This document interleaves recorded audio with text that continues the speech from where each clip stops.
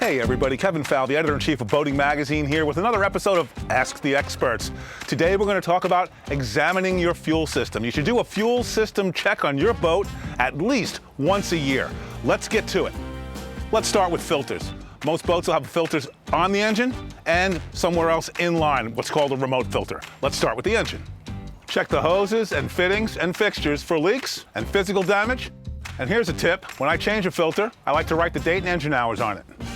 During your fuel system inspection, make sure you check your tank fittings. On the aft end of the tank, you'll find the fuel feed fittings, as well as your fuel sending unit that reads for the gauge.